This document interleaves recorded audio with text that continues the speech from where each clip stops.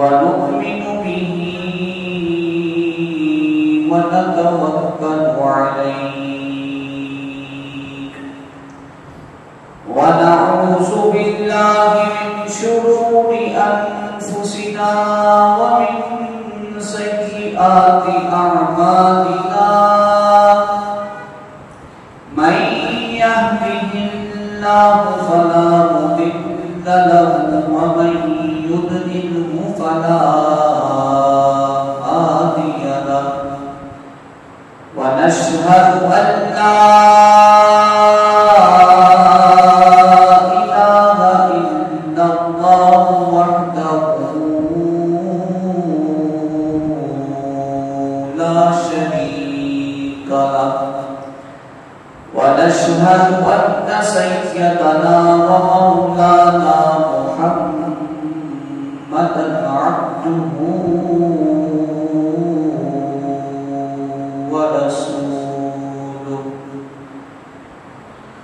صلى الله تعالى على خير خلقه محمد وعلى آله وأصحابه أجمعين أما بعد فأعوذ بالله من الشيطان الرجيم بسم الله الرحمن الرحيم قال الله تبارك وتعالى في القرآن المجيد والفرقان الحميد وما لنا لا نؤمن بالله وما جاءنا من الحق ونطمع أن يدخلنا ربنا مع القوم الصالحين فأصابهم الله بما قالوا جنات تجري من تحتها الأنهار خالدين فيها وذلك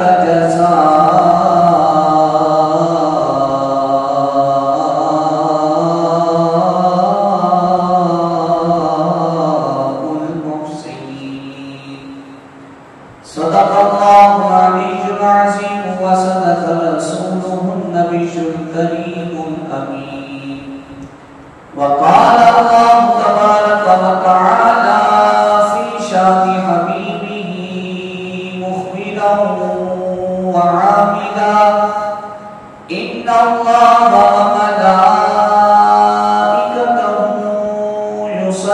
يصلون على النبي يا أيها الذين آمنوا صلوا عليه وسلموا تسليما بلند آواز سے بولتے بات کریں الصلاة والسلام عليك يا سيدي يا رسول الله وعلى آلك وأصحابك يا سيدي يا حبيب الله الصلاة والسلام عليك يا سيدي يا نبي الله وعلى آلك وأصحابك يا سيدي يا نبي الله الصلاة والسلام عليك يا سيدي يا نبي الله وعلى آلك وأصحابك يا سيدي يا نور الله جو ہو چکا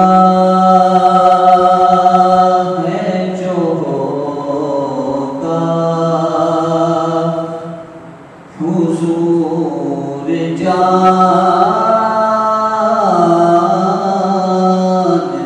ہیں جو ہو چکا ہے جو ہوگا حضور جانتے ہیں جو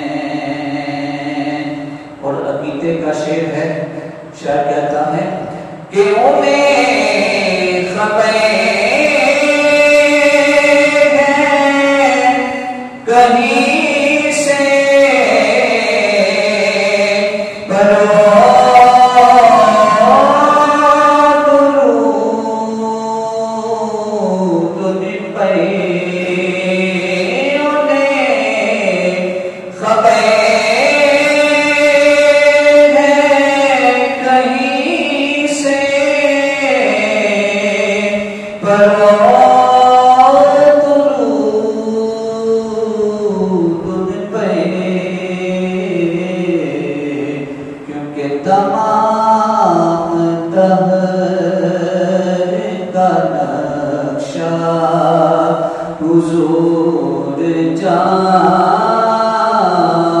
جانتے ہیں تمام دہر کا نقشہ حضور جانتے ہیں۔ اور آج کے موضوع کے حوالے سے شاعر نے کیا خوب لکھا کہ خدا کو دیکھا نہیں اور ایک مان لیا خدا کو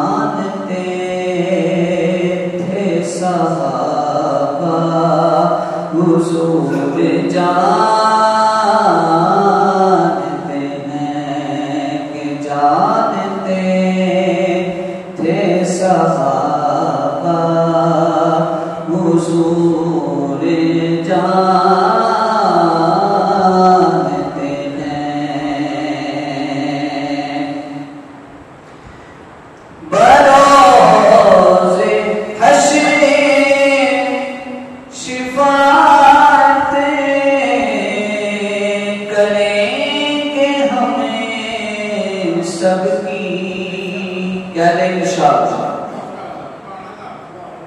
بروز حشر شفاعت کریں گے ہمیں سب کی،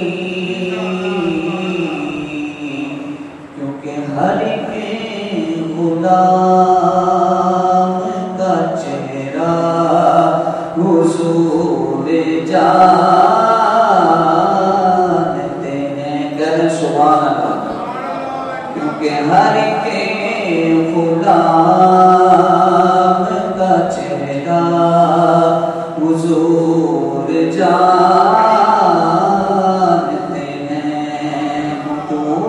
آئینے سے تیرا حضور جانتے ہیں کہاں ہے عرش مولا حضور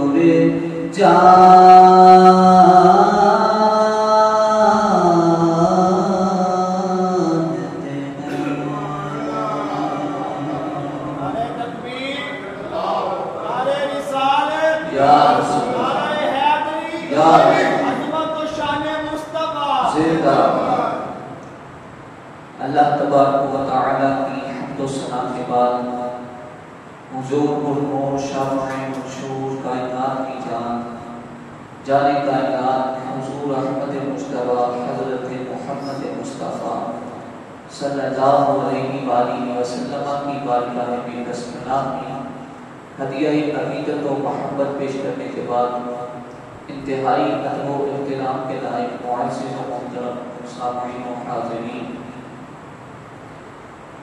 ہم اہل سنت و جماعت کا یہ عقیدہ ہے کہ اس دنیا میں بعد از انبیاء اگر کسی کا رتبہ ہے، جن ہستیوں کو اللہ تبارک و تعالی نے مقام بخشا ہے، جن کو اللہ تبارک و تعالی نے اعلیٰ سے اعلیٰ مراتب عطا فرمائے ہیں، وہ نبی رحمت صلی اللہ علیہ وآلہ وسلم کے اصحاب ہیں۔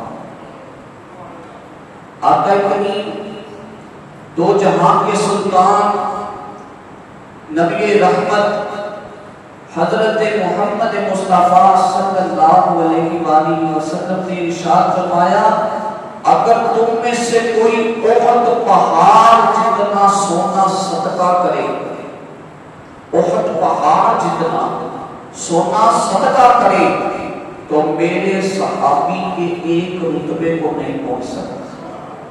میرے دوستوں، پھر اللہ تبارک و تعالی نے کتنے اعلیٰ مراتب عطا کیے ہوں گے۔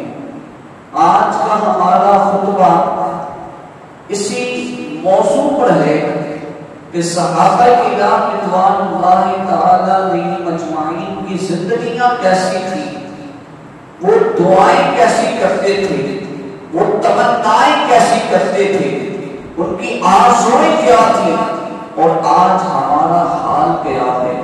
ہمیں کیسی آرزویں رکھنی چاہیے، کیسی تمنائیں رکھنی چاہیے، ہمیں کن کے نقش قدم پر چلنے کی ضرورت ہے۔ آج ان سارے سوالات کا جواب ہم اس موضوع میں لیں گے۔ میرے دوستو، شاہ حبشہ یعنی حبشہ کا بادشاہ، اس کا لقب تھا نجاشی۔ لقب کیا تھا اس کا؟ نجاشی۔ اس کو شاہ حبشہ بھی کہتے تھے اور اس کو نجاشی بادشاہ بھی کہتے تھے۔ جب مسلمانوں نے پہلی ہجرت حبشہ کی نا، تو اس وقت حضرت علی کرم اللہ وجہہ الکریم کے بھائی حضرت جعفر رضی اللہ تعالی عنہ، آپ نے شاہ حبشہ کے دربار میں کھڑے ہو کر سورہ مریم کی تلاوت فرمائی تھی، جس میں یہ الفاظ ہیں قال انی عبد اللہ، کہ عیسائی جو کہتے تھے کہ حضرت عیسیٰ علیہ السلام اللہ کے بیٹے ہیں، تو آپ نے پھر سورہ مریم کی تلاوت نجاشی بادشاہ کے دربار میں کھڑے ہو کر فرمائی، جس میں اللہ تبارک و تعالی نے ارشاد فرمایا قال انی عبد اللہ، کہ پھر وہ بچہ بول اٹھا میں اللہ کا بندہ ہوں۔ آتانی الکتاب وجعلنی نبیا، اللہ نے مجھے کتاب بھی عطا کی ہے، مجھے نبی بنایا ہے۔ وجعلنی مبارکا اینما کنت، اللہ تبارک و تعالی نے مجھے بڑا بابرکت بنایا ہے۔ وأوصانی بالصلاۃ والزکاۃ ما دمت حیا، اور اللہ تبارک و تعالی نے مجھے نماز اور زکات کی وصیت فرمائی ہے، حکم دیا ہے جب تک میں زندہ ہوں۔ ان آیات نے شاہ حبشہ کے دل پر ایسا اثر ڈالا کہ وہ کہنے پر مجبور ہو گیا کہ انجیل اور قرآن ایک ہی چراغ کی روشنی ہے، ایک ہی چراغ کی روشنیاں ہیں۔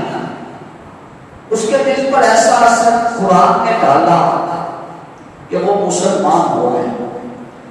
جب شاہ حبشہ مسلمان ہو گیا تو کسی وجہ سے وہ بارگاہ رسالت مآب صلی اللہ علیہ وآلہ وسلم میں حاضری نہ دے سکا، کسی سبب سے اپنی بادشاہ کے امور کی وجہ سے وہ آقا کریم صلی اللہ علیہ وآلہ وسلم کی بارگاہ میں خود تو حاضر نہ ہو سکا، لیکن اس میں 70 افراد پر مشتمل ایک قافلہ، ایک وفد نبی رحمت صلی اللہ علیہ وآلہ وسلم کی بارگاہ میں بھیجا۔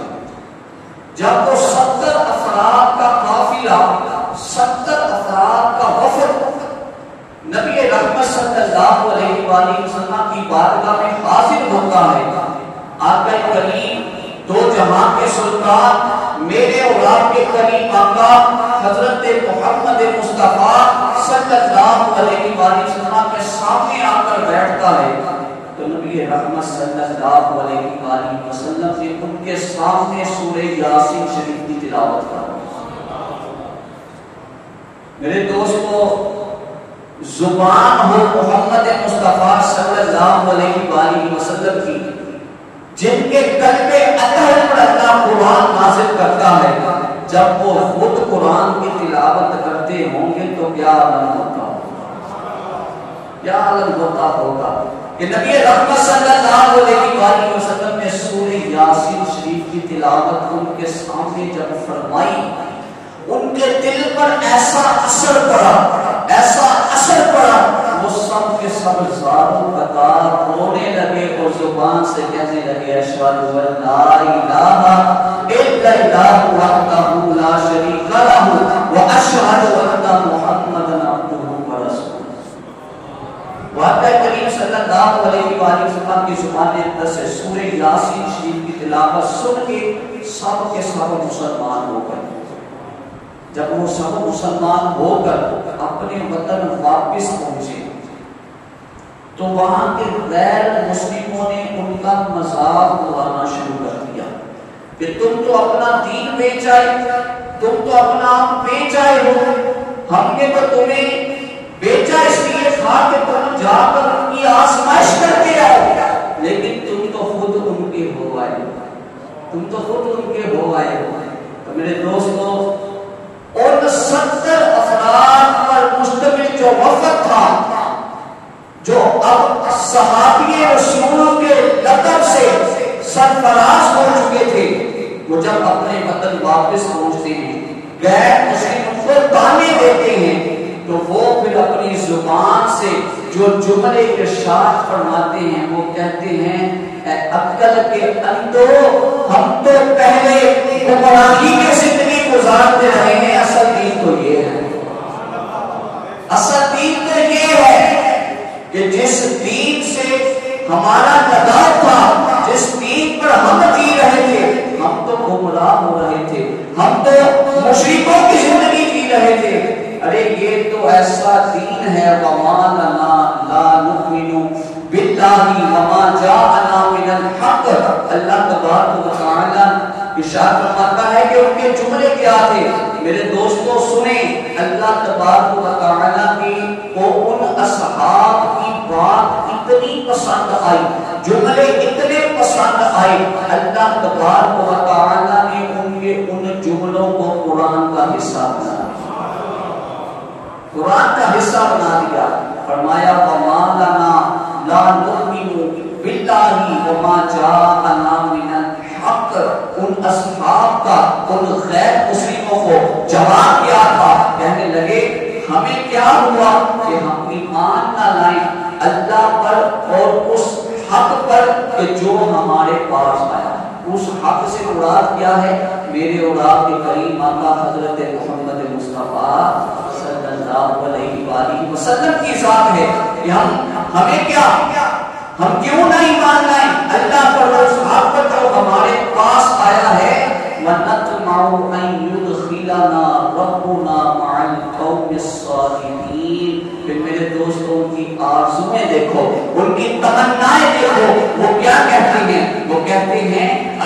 ہم تو اب تما کرتے ہیں. تما کس کو کہتے ہیں؟ تما عربی زبان میں کہتے ہیں لالچ کو. وہ کہتے ہیں کہ ہم تو اب لالچ کرتے ہیں کہ ہم سے پہلے جو ایمان لائے وہ بڑی نیکیاں کر چکے, انہوں نے دین اسلام کے لیے بڑی بڑی خدمات کر دی, ہم تو ان چیزوں سے محروم ہو گئے. اب تو ہم تما کرتے ہیں, اب تو ہم لالچ کرتے ہیں کہ اللہ تبارک و تعالی ہمیں صالحین کا ساتھ عطا فرمائے. میرے دوستو کتنی پیاری تمنا ہے. کاش یہ تمنائیں, یہ آرزوئیں ہماری بھی ہو جائیں. ہم بھی اپنی دعاؤں میں یہ تما کریں, ہم بھی اپنی دعاؤں میں یہ التجائیں کریں, ہم بھی اپنی دعاؤں میں یہ آرزویں کریں. مولا ہمیں اپنے نیک بندوں کا ساتھ عطا فرما. بولے آمین, بولے آمین. اللہ تبارک و تعالی اپنے پیارے حبیب حضرت محمد مصطفیٰ صلی اللہ علیہ وآلہ وسلم کے صدقے ہم سب کو نیک بندوں کا ساتھ عطا فرمائے. بولے آمین. حضرت ابو ذر غفاری رضی اللہ تعالیٰ عنہ, دیکھیں کتنی پیاری بات ہے.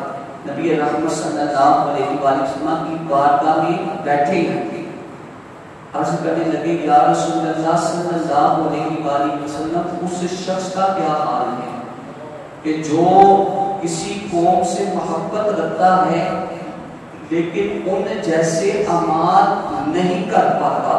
آقا علیہ السلام نے ارشاد فرمایا اے ابو ذر, اللہ تعالی محبت رکھنے کی وجہ سے اس کو ان کا ساتھ عطا فرمائے. دیکھیں عمل ویسا نہیں کیا, صرف اللہ کے ان بندوں سے محبت کی ہے, محبت کرنے کی وجہ سے اللہ تعالی ان بندوں کا ساتھ عطا فرمائے. تو جو یہ کہتے ہیں کہ کوئی کچھ نہیں دے سکتا, کسی کی محبت کچھ نہیں دے سکتی, وہ ہوش کے ناموں لیں. اللہ تبارک و تعالی قرآن میں فرما رہا ہے کہ صحابہ تمنا کرتے تھے, صحابہ آرزویں کرتے تھے مع القوم الصالحین, مولا ہمیں نیک بندوں کا ساتھ عطا فرما. یہ تو میرے دوستو اصحاب ہیں, یہ تو اصحاب ہیں. اس دنیا کے سب سے برگزیدہ ہستیاں اللہ کے نبی ہیں, ایسی بات ہے. بے شک اس دنیا میں سب سے برگزیدہ ہستیاں کون ہیں؟ انبیاء کرام علیہ السلام. انبیاء کرام علیہ السلام کو اللہ تعالیٰ نے وہ رتبے, وہ مراتب عطا فرمائے جو کسی کو بھی عطا نہیں فرمائے. لیکن اس کے باوجود ابو الانبیاء حضرت ابراہیم علیہ السلام, جن کو اللہ تبارک و تعالی نے خلیل کا لقب عطا کیا, خلیل اللہ کا لقب عطا کیا, جو جد امجد محمد مصطفیٰ صلی اللہ علیہ وآلہ وسلم ہیں, وہ کیا دعا کرتے ہیں, کیا التجا کرتے ہیں, ربی ہب لی حکما والحقنی بالصالحین, یا الہی مجھ سے پہلے جو تیرے نیک بندے گزر گئے ہیں مجھے ان کا ساتھ عطا فرما. یہ انبیاء کی آرزویں ہیں, یہ انبیاء کی تمنائیں ہیں. صحابہ کرام رضوان اللہ تعالی علیہم اجمعین کا رتبہ تو بعد میں ہے, لیکن انبیاء کی آرزو کریں, انبیاء کی آرزو کریں یا اللہ ہم سے پہلے جو نیک لوگ گزر چکے ہیں مولا ہمیں ان کا ساتھ عطا فرما. تو میرے دوستو جب ایک گناہگار بندہ رب کی بارگاہ میں حاضر ہو کر سر بسجود ہو کر جب سجدے میں اپنے سر کو جھکا کر اللہ تبارک و تعالی سے التجائیں کرے گا, دعائیں کرے گا, پھر جب سجدے سے اٹھ کر ہاتھ اٹھا کر یہ دعا کرے مولا مجھے نیک بندوں کا ساتھ عطا فرما, تو اللہ تبارک و تعالی اس کو کیا کیا رتبے عطا فرمائے. اللہ تبارک و تعالی اس کو رتبے نہیں عطا فرمائے گا, اللہ تبارک و تعالی اس کو رتبے عطا فرمائے گا. میرے دوستوں میں بات پڑھاتا ہوں کہ پھر جب ان اصحاب نے یہ تمنا کی نا, یہ آرزو کی کہ مولا ہمیں نیک بندوں کا ساتھ عطا فرما, اللہ تبارک و تعالی کو ان کی یہ بات اتنی پسند آئی, اتنی پسند آئی.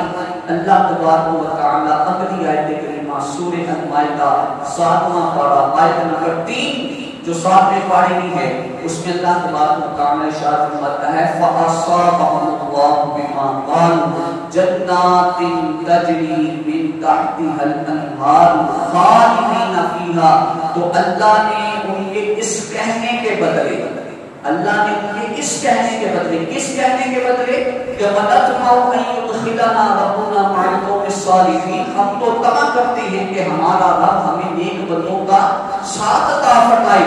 اللہ تبارک و تعالیٰ کو ان کی یہ عطا اتنی پسند آئی، رب فرماتا ہے کہ مجھے ان کی یہ بات اتنی پسند آئی، ان کے اس کہنے کی وجہ سے میں نے ان کو اس جنت کا وارث بنا دیا جس کے نیچے نہریں بہتی۔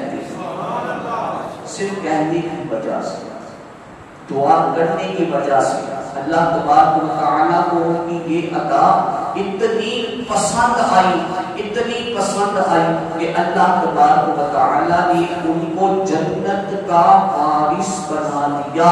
تو میرے دوستو، جب ہماری بھی یہ آرزویں ہوں گی، ہماری بھی یہ تمنائیں ہوں گی، ہم بھی اللہ کے حضور حاضر خدمت ہوں گے، سر پر سجود ہوں گے، نماز پڑھیں گے، اللہ نے جو ہمیں نیک کام کرنے کا حکم دیا ہے ہم وہ نیک کام کریں گے۔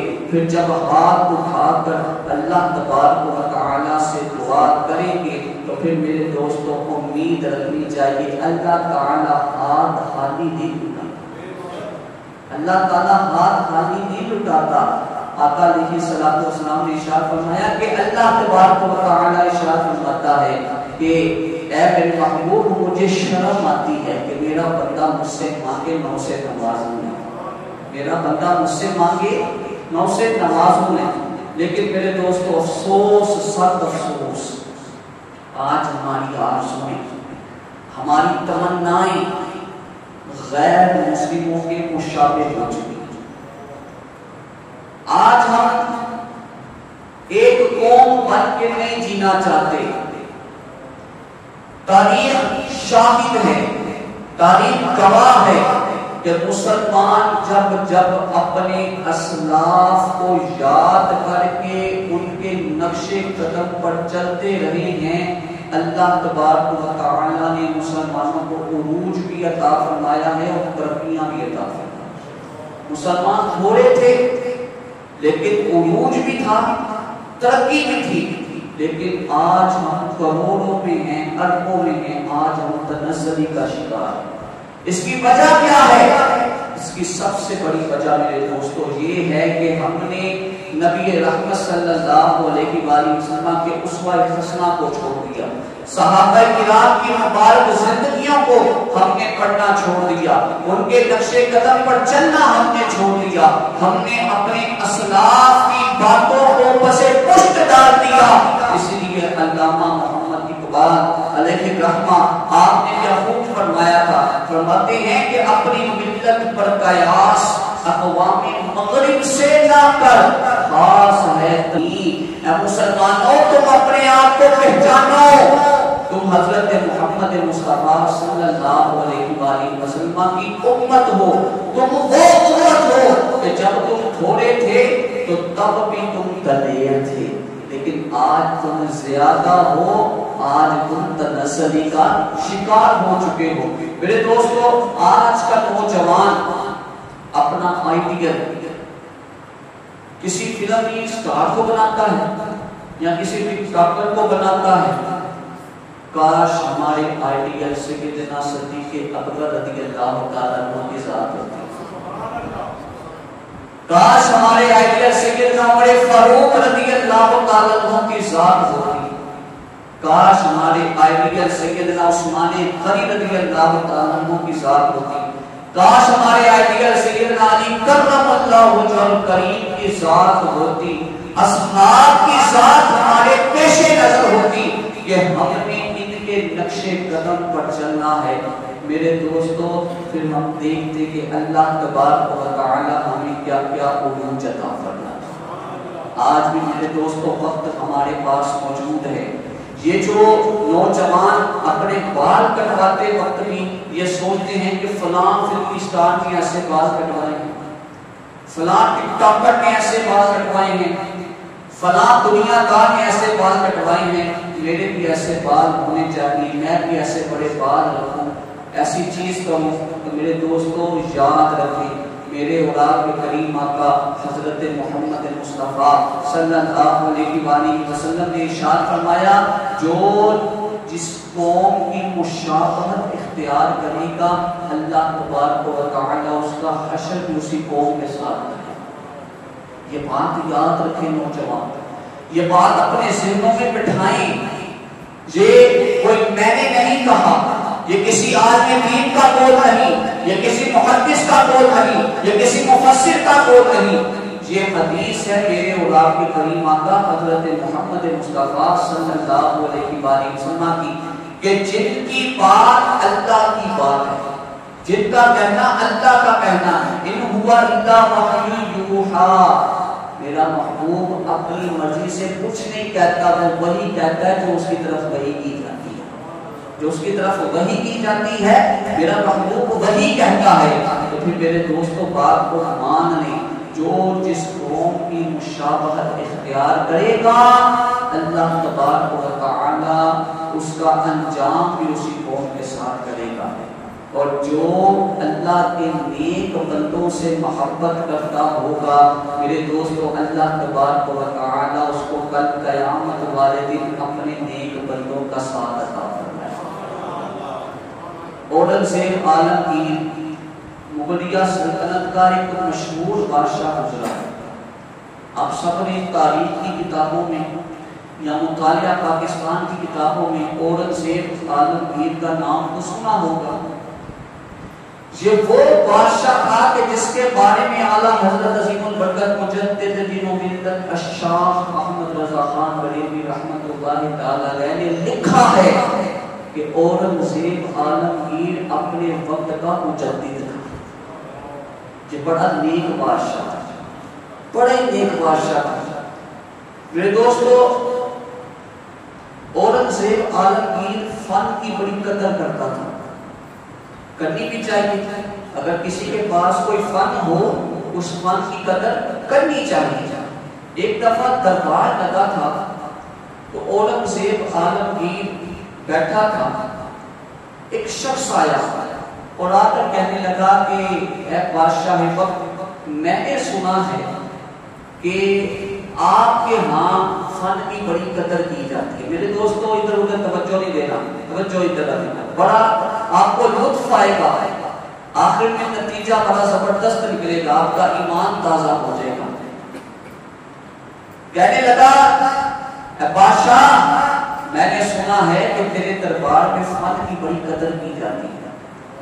بادشاہ کہنے لگا ہاں ایسی بھی بات ہے، میں فن کی خود بھی قدر کرتا ہوں، میرے درباری بھی بڑی قدر کرتے ہیں، فن کی قدر کرنی بھی چاہیے۔ اس نے کہا اچھا بادشاہ میں بہروپیہ ہوں۔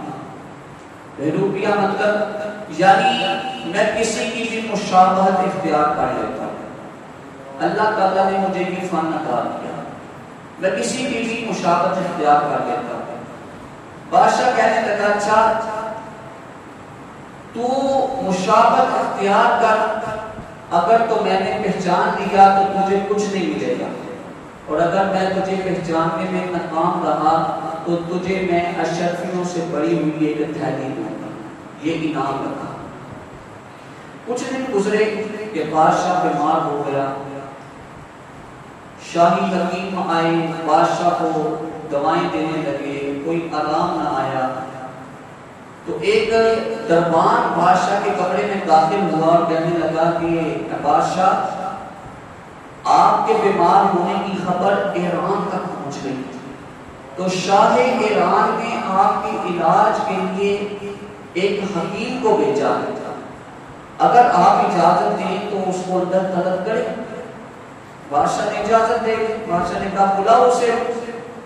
اب جب اندر آنے کی اجازت دی گئی تو کیا دیکھتے ہیں کہ ایک طبیب صاحب ہے، بڑا سا جبہ پہنا ہوا، سر پہ بڑی سی دستار ہے، پیچھے ان کے ملازم ہیں، خادم ہیں، جنہوں نے سر پہ بڑی بڑی دوائیں جو ہیں وہ اٹھا رکھی ہیں۔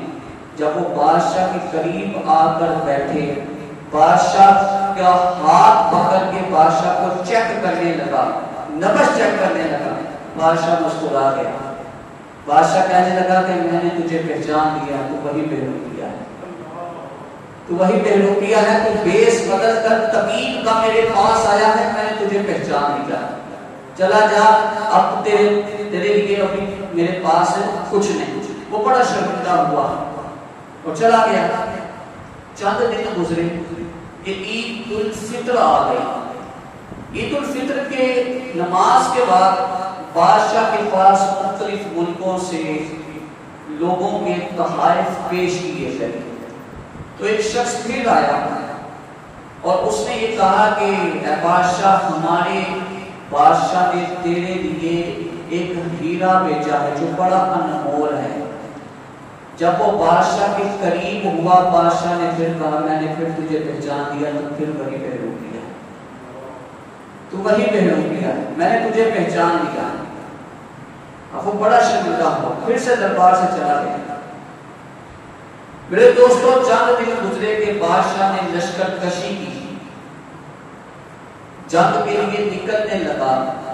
بادشاہ نے پورے شاہی انداز سے بادشاہ نے اپنا لباس پہنا، اپنی سواری پر سوار ہوا، اور بادشاہ جس علاقے کی طرف جنگ کرنی تھی نا، اس علاقے کی طرف جا رہے ہیں۔ اب اورنگزیب عالمگیر بادشاہ خود بھی بڑا نیک تھا اور اللہ کے ولیوں کی بڑی قدر کرتا تھا، بڑی قدر کرتا تھا۔ اس کو اگر پتا ہوتا نا کہ فلاں جگہ پہ اللہ کے ولی ہیں، ان کی قبر ہے، تو پھر وہاں پہ حاضری دینے ضرور جایا کرتا ہے۔ اب جس طرف وہ نکلا نا، راستے میں جتنے بھی مزار آتے گئے، اللہ کے نیک بندوں کی قبریں آتی گئی، وہ ان پر حاضری دیتا رہا، فاتحہ کرتا رہا، پھر آگے گزر جاتا۔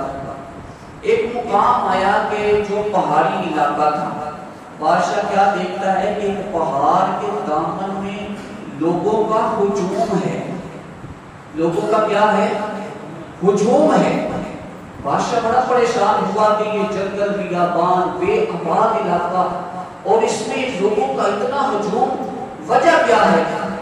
جب معلومات لی گئی تو پتہ چلا کہ یہاں پر کوئی اللہ کے نیک بندے ہیں، دنیا سے ان کو بے رغبتی ہے، وہ اپنی آنکھیں نہیں کھولتے، ہر وقت اللہ کے ذکر میں مشغول رہتے ہیں، ہر وقت اللہ کے ذکر میں مشغول رہتے ہیں۔ بادشاہ کو بڑا تعجب ہوا، ایسا شخص دنیا سے بے رغبتی، آنکھیں کھولتا نہیں، اللہ کے ذکر میں مشغول رہتا ہے۔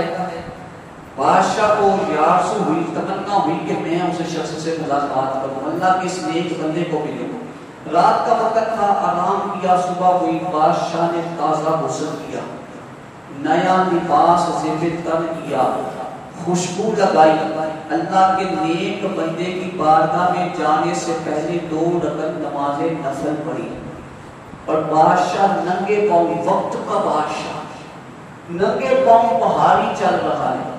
جب پہاڑی چڑھ کے اس غار میں گیا تو کیا دیکھتا ہے کہ ایک شخص بیٹھا ہے اور اس کی آنکھیں بند ہیں، اللہ کے ذکر میں مشغول ہے، آنکھیں کھول نہیں رہا۔ بادشاہ تعظیماً ادباً اس کے پاس جا کر بیٹھ گیا، کوئی بات نہیں کی۔ کافی دیر بادشاہ بیٹھا رہا، لیکن نہ ان بزرگوں نے کوئی آنکھیں کھولی، نہ انہوں نے کوئی بات کی۔ توجہ ہے؟ بولے توجہ ہے؟ بادشاہ ان کے پاس بیٹھا ہے، کوئی آنکھیں نہیں کھولی، کوئی کلام نہیں کیا۔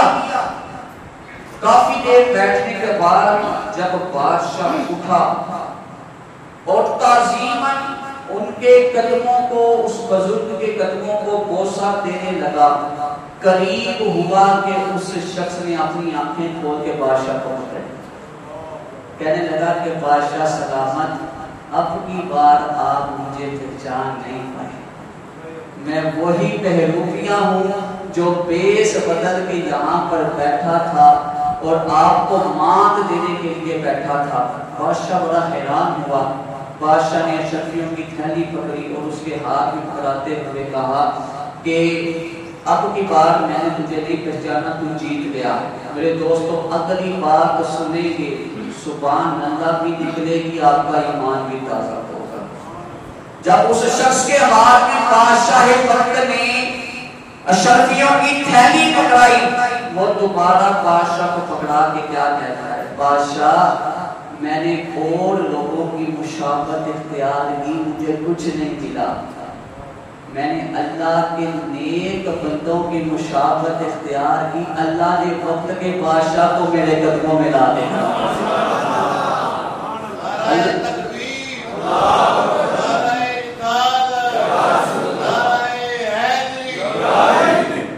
اللہ نے وقت کے بادشاہ کو لا کے میرے قدموں میں رکھ دیا۔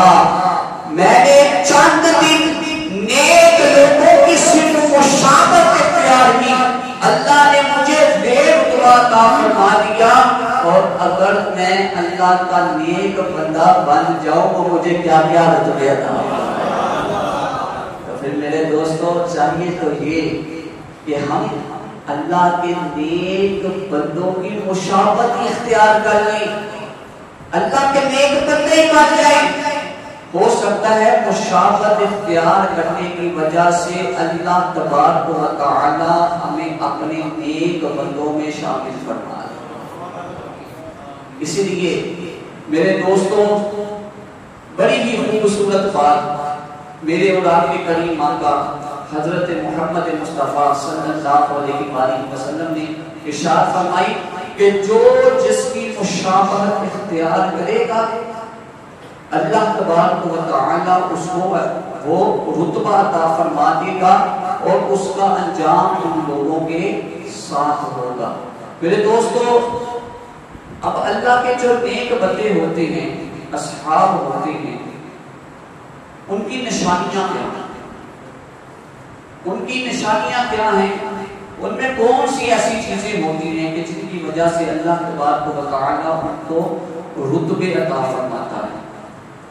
تو اسی لیے اللہ تبارک و تعالی نے قرآن مجید فرقان حمید میں ارشاد فرمایا کہ اللہ کے جو نیک بندے ہوتے ہیں، جو اصحاب ہیں، ان کا سب سے پہلا عمل یہ ہوتا ہے کہ وہ اللہ کے ذکر کی کثرت کرتے ہیں، اللہ کے ذکر کی کثرت کرتے ہیں۔ اللہ تبارک و تعالی نے قرآن میں ارشاد فرمایا یا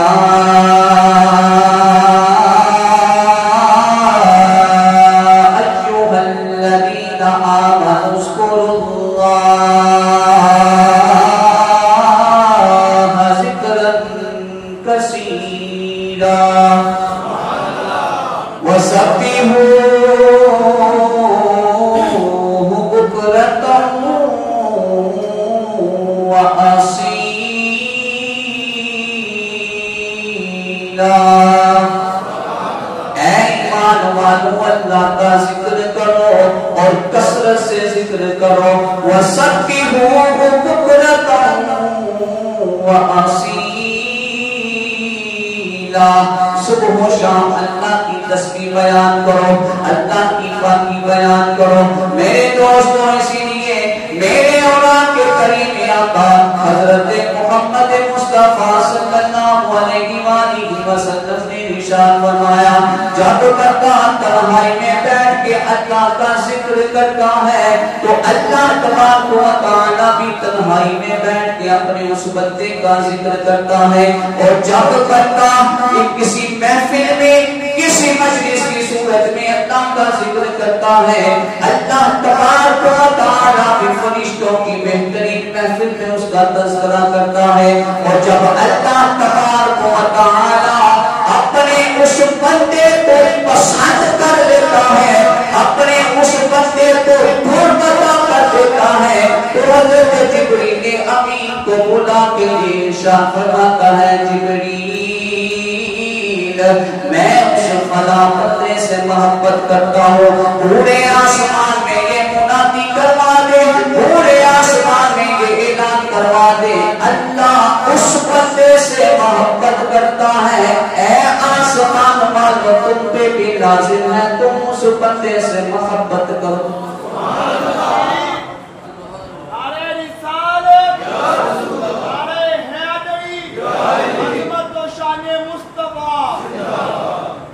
دوستو جب بندہ اللہ تبارک و تعالی کی محبت میں فنا ہو جاتا ہے، فنا فی اللہ کی تمام منازل کو طے کر لیتا ہے، پھر اللہ تبارک و تعالی اسے کیا رتبے عطا فرماتا ہے، اللہ تبارک و تعالی اسے کیا شان عطا فرماتا ہے، اللہ تبارک و تعالی قرآن میں ارشاد فرماتا ہے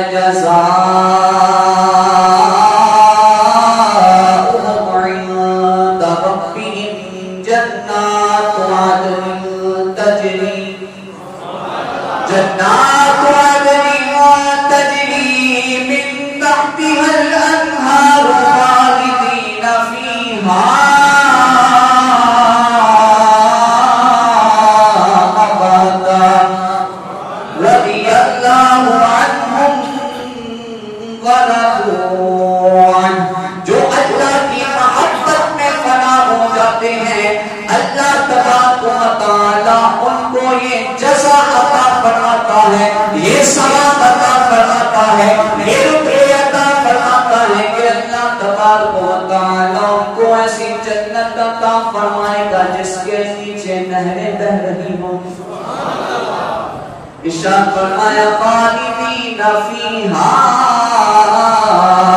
ابدا، وہ اس میں چند دن نہیں رہیں گے، چند گھنٹے نہیں رہیں گے، بلکہ ارشاد فرمایا وہ اس میں ہمیشہ کے لیے قیام کریں گے۔ پھر اللہ تبارک و تعالی سے کیا ارشاد فرمائے گا رضی اللہ عنہم ورضوا عنہ، خوشخبری ہے تمہارے لیے کہ اللہ تم سے راضی ہوا، تم اللہ سے راضی ہو جاؤ۔ میرے دوستو یہ ساری کی ساری شانیں، یہ ساری کی ساری نعمتیں میرے اور آپ کے کریم آقا حضرت محمد مصطفیٰ صلی اللہ علیہ وآلہ وسلم کا صدقہ ہے۔ اسی لیے کیا کسی شاعر نے کیا خوب فرمایا، شاعر کہتا ہے کہ خدا کی عظمتیں کیا ہیں محمد مصطفیٰ جانے، خدا کی عظمتیں کیا ہیں محمد مصطفیٰ جانے، بل خدا کی عظمتیں کیا ہیں محمد مصطفیٰ جانے، خدا کی عظمتیں کیا ہیں محمد مصطفیٰ جانے، مقام مصطفیٰ کیا ہے محمد کا خدا جانے، مقام مصطفیٰ کیا ہے محمد کا خدا جانے۔ میرے دوستو یہ سارا صدقہ میرے اور آپ کے کریم آقا حضرت محمد مصطفیٰ صلی اللہ علیہ وآلہ وسلم کی بدولت ہے۔ ہم نے کن آیات پر گفتگو کی کہ صحابہ کرام رضوان اللہ تعالی علیہم اجمعین نے صرف اتنا کہا کہ ہم طمع کرتے ہیں، ہم لالچ کرتے ہیں کہ اللہ تعالی ہمیں اپنے ان بندوں کا ساتھ عطا فرما دے جو اللہ کے نیک بندے ہیں، اللہ ان کا ساتھ عطا فرما دے۔ تو پھر میرے دوستو جب ہم صحابہ کرام کے طریقہ پر عمل کرتے ہوئے یہ دعا کریں، یہ لالچ کریں کہ اللہ ہمیں نیک بندوں کا ساتھ عطا فرما دے، تو پھر اللہ تبارک و تعالی نے کیا وعدہ فرمایا، فَأَصَابَهُمُ اللَّهُ بِمَا قَالُوا، اللہ تعالی نے ان کے اس کہنے کی بدولت، صرف اس کہنے کی بدولت اللہ تبارک و تعالی نے ارشاد فرمایا جنات تجری من تحتها الانہار خالدین فیہا، جاؤ میں نے تمہیں اس جنت کا وارث بنا دیا جس کے نیچے نہریں بہ رہی ہیں۔ صرف اتنا کہا کہ ہم طمع کرتے ہیں کہ یا اللہ ہمیں اپنے نیک بندوں کا ساتھ عطا فرما دے، اس کہنے کی بدولت اللہ تبارک و تعالی جنت عطا فرما دیتا ہے۔ تو پھر میرے دوستو ہمارا رب نکتہ نواز ہے، نکتہ نواز ہے، وہ چاہے تو ساری زندگی گناہ کرنے والے کو ایک جملے کی بدولت اس کے سارے گناہوں کی بخشش و مغفرت فرمائے، چاہے تو ساری زندگی نیک عمل کرنے والے کی ایک جملے کی وجہ سے پکڑ کر دے۔ اس وجہ سے صحابہ کرام کے طریقہ کو اپنائیں، صحابہ کرام جیسے عمل کرتے تھے ویسے عمل کریں۔ صحابہ کرام کے عمل کیا تھے؟ صرف سنت مصطفیٰ صلی اللہ علیہ وسلم کو زندہ کرنا تھا اور آقا علیہ السلام کے اسوہ حسنہ کو اپنانا تھا۔ سیدنا عثمان غنی رضی اللہ تعالیٰ عنہ کی بات یہ میں آپ کو پہلے بھی بتایا کرتا ہوں میرے دوستو، جب یہ بات سنائی جاتی ہے، پڑھی جاتی ہے، ایمان تازہ ہوتا ہے۔ کہ سیدنا عثمان غنی رضی اللہ تعالیٰ عنہ اپنے ساتھیوں کے ساتھ ایک جگہ جا رہے ہیں، راستے میں ایک مقام آیا، کہتے ہیں یہاں پہ ذرا رکنا، میں نے یہاں پہ وضو کرنا ہے۔ وہاں پہ رکتے ہیں، وضو کرتے ہیں، وضو کر کے وضو والی مقام سے ذرا اپنا چہرہ اس طرف کرتے ہیں، مسکرا دیتے ہیں، مسکرا دیتے ہیں۔ اگلی بات سنیں گے آپ کو بڑا مزہ آئے گا، آپ کا ایمان تازہ ہوگا، خود بخود سبحان اللہ نکلے گی۔ حضرت عثمان غنی رضی اللہ تعالیٰ عنہ وضو کر کے جب رخ انور ادھر کرتے ہیں، مسکرا دیتے ہیں، آپ کے ساتھی پوچھتے ہیں اے عثمان کیا وجہ ہے، یہاں پہ وضو کیا، ادھر مڑے، مسکرا دیے۔ فرمانے لگے مجھے زیادہ باتوں کا نہیں پتا، ایک دفعہ نبی رحمت صلی اللہ علیہ وآلہ وسلم میرے ساتھ تھے، بالکل اسی مقام پہ آقا علیہ السلام نے وضو فرمایا، آقا علیہ السلام نے اسی طرح رخ انور ادھر کر کے مسکرا دیے۔ میں نے تو بس اپنے آقا کی سنت کو زندہ کیا، میں نے تو بس اپنے آقا کی سنت کو زندہ کیا ہے، اپنے نبی کے اسوہ حسنہ پہ عمل کیا ہے۔ اللہ تبارک و تعالی ہم سب کو ان تمام باتوں پر عمل کرنے کی توفیق عطا فرمائے۔ اللہ تبارک و تعالی ہم سب کو نبی رحمت صلی اللہ علیہ وسلم کے اسوہ حسنہ کو اپنانے، صحابہ کرام کے طریق کو اپنانے اور سلف صالحین کے طریقہ کار کو اپنانے کی توفیق عطا فرمائے، اور جیسی اللہ مشابہت اختیار کرنے کی توفیق عطا فرمائے، بولے آمین۔ اللہ تبارک و تعالی ہم سب کا ایمان آپ کی بارگاہ میں قبول و منظور فرمائے۔